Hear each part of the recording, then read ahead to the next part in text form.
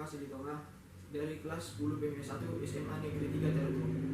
Pada kesempatan kali ini saya akan mempresentasikan tentang badan usaha. Tapi pertama-tama saya mengucapkan terima kasih kepada Bapak Sandro yang telah memberikan tugas ini sehingga kami dapat mendalami materi badan usaha ini lebih baik. Yang akan kita bahas pada saat ini adalah pengertian dan peranan BUMN dan BUMD dalam kegiatan perekonomian. Yang kedua, bentuk dan jenis-jenis kegiatan usaha BUMN dan BUMD. Yang ketiga, kebaikan dan kelemahan BUMN dan BUMD.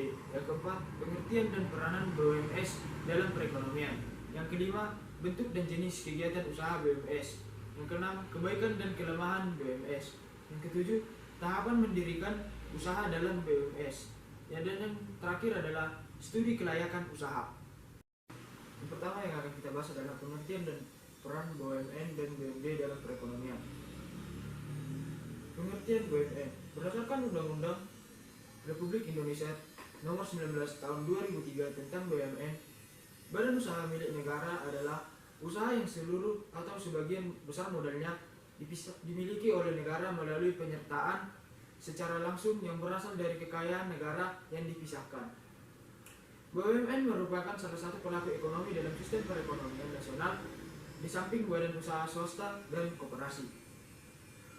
Selanjutnya pengertian BUMN.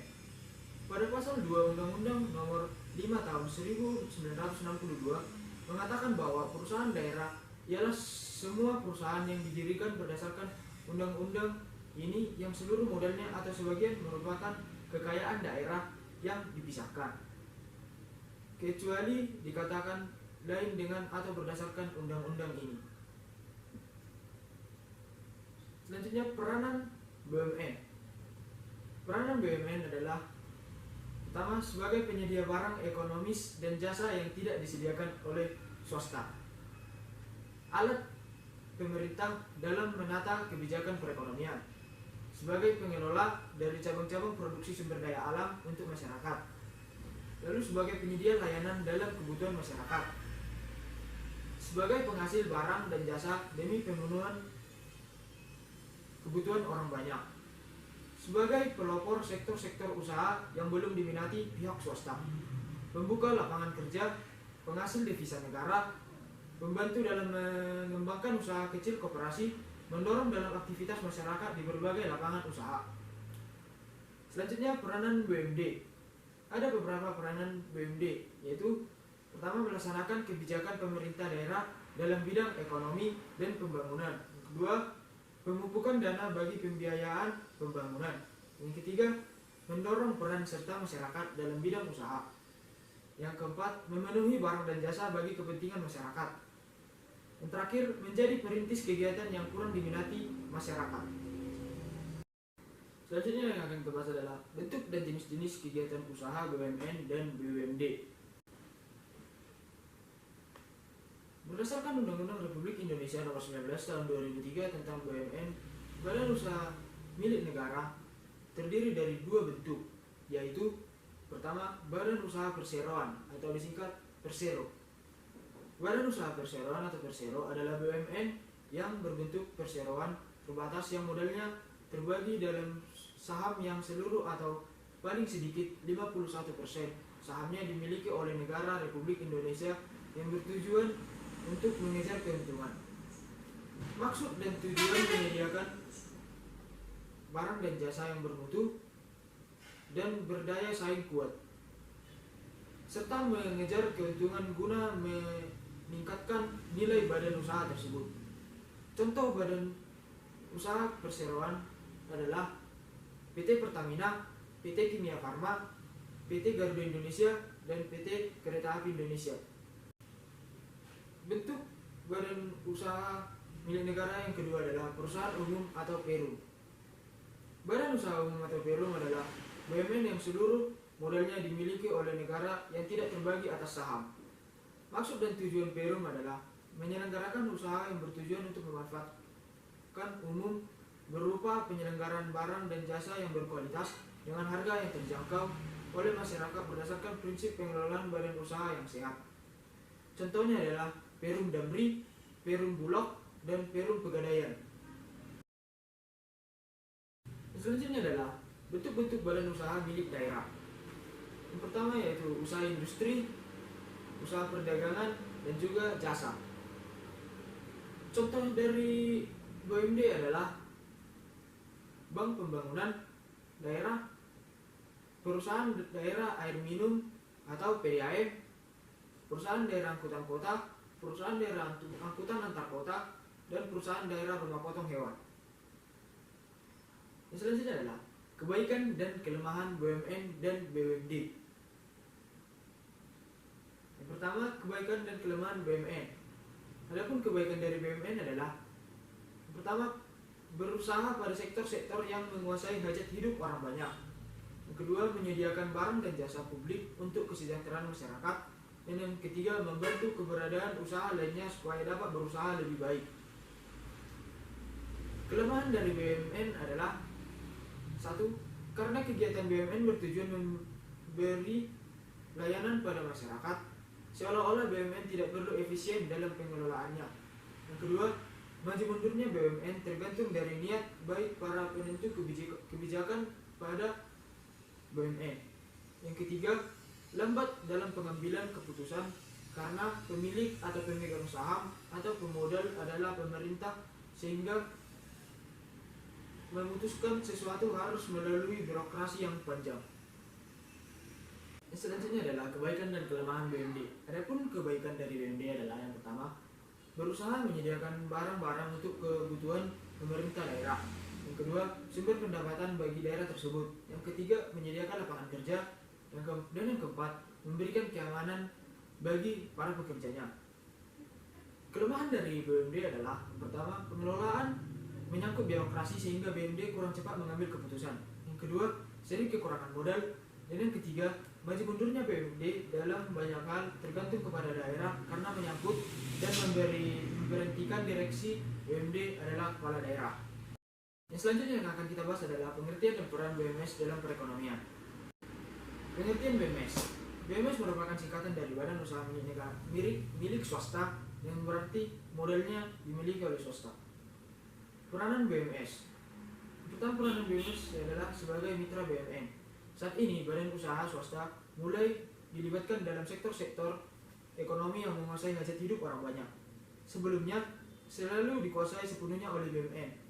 Kontribusi badan usaha swasta dibutuhkan dalam penanaman modal atau investasi, pengembangan usaha, peningkatan efisiensi, kemampuan teknis, dan pemenuhan kebutuhan masyarakat yang akhirnya menuju pada peningkatan laba BUMN bertumbuh pada ekonomi nasional. Contohnya adalah PT Pertamina yang menggandeng PT Medco Energi Internasional Tbk untuk membangun pabrik gas alam di Sulawesi. Yang bagian B sebagai penambah produksi nasional. Keberlangsungan usaha dilakukan badan usaha swasta dan diberi dengan iklim usaha yang berkompetitif untuk meningkatkan produksi nasional. C. Sebagai pembuka kesempatan kerja. Kurangnya kesempatan kerja dan besarnya tingkat pengangguran merupakan masalah yang belum terpecahkan. Berperannya badan usaha swasta dalam perekonomian membuat banyak tenaga kerja terserap, sehingga angka pengangguran diharapkan semakin berkurang. D. Sebagai penambah kas negara dan pemacu pendapatan nasional. Tersedianya lapangan kerja di sektor swasta membuat pendapatan masyarakat meningkat, sehingga secara otomatis turut meningkatkan pendapatan nasional. Yang selanjutnya adalah bentuk dan jenis BUMS. Yang pertama, badan usaha perorangan, yang artinya dimiliki oleh satu orang. Oleh karena itu pengelolaan badan usaha ini sangat mudah dan biayanya pun sangat murah. Yang kedua, badan usaha persekutuan, yang dimiliki oleh beberapa orang. Oleh karena itu badan usaha ini memiliki kemampuan yang lebih baik untuk memperoleh modal yang besar daripada badan usaha perorangan. Badan usaha persekutuan ini bisa berbentuk firma dan persekutuan komoditer atau CV. Firma didirikan oleh beberapa orang dengan nama bersama. Misalnya, perusahaan itu didirikan oleh 3 orang yang bernama Andi, Bobo, dan Catur. Mereka mendirikan firma ABC yang diambil dari inisial nama mereka. Sedangkan persekutuan komoditer atau CV didirikan oleh beberapa orang yang terbagi dalam sekutu aktif dan sekutu pasif. Sekutu aktif adalah orang atau kelompok orang yang mengelola badan usaha Sedangkan sekutu pasif adalah orang yang atau kelompok yang tidak mengelola badan usaha tetapi memberikan modal untuk operasional dan keberlangsungan badan usaha tersebut. Yang ketiga adalah perseroan terbatas. Perseroan terbatas adalah badan usaha yang didirikan oleh beberapa orang berbadan hukum dan modalnya terdiri atas saham. Contohnya adalah PT Astra International, PT Indofood, dan PT Unilever. Yang selanjutnya adalah kebaikan dan kelemahan BUMS. Kebaikan BUMS yaitu pertama, cepat dalam mengambil keputusan karena pemilik modal juga kadang kala menjadi pengelola. Yang kedua, memberikan kontribusi dalam kenaikan produk domestik bruto. Yang ketiga, cepat mendapat modal karena pengelolaan juga umumnya pemilik. Yang keempat, penyumbang pajak pada kas pemerintah. Yang kelima, banyak menampung tenaga kerja. Dan yang terakhir adalah penyedia barang dan jasa. Adapun kelemahan dari BUMS yaitu pertama, terlalu mementingkan laba sehingga sering tidak memperhatikan lingkungan. Yang kedua, sering kesulitan untuk mendapat pinjaman. Dan yang ketiga, sering mendapat silang pendapat antara manajemen perusahaan dan serikat buruh. Selanjutnya adalah tahapan mendirikan usaha dalam BUMS. Yang pertama adalah harus mempersiapkan sejumlah faktor, antara lain barang dan jasa yang akan dijual, sistem pemasaran, penentuan harga, sistem pembelian oleh konsumen. Yang kedua adalah memperhatikan beberapa hal yang harus dimiliki seperti modal, daftar para pemegang saham, tujuan usaha, dan jenis usaha. Yang ketiga adalah mempersiapkan dokumen perizinan, yang antara lain yaitu surat izin tempat usaha atau situ, surat izin usaha perdagangan atau SIU, nomor pokok wajib pajak atau NPWP. Yang keempat adalah mengadakan rapat umum pemegang saham.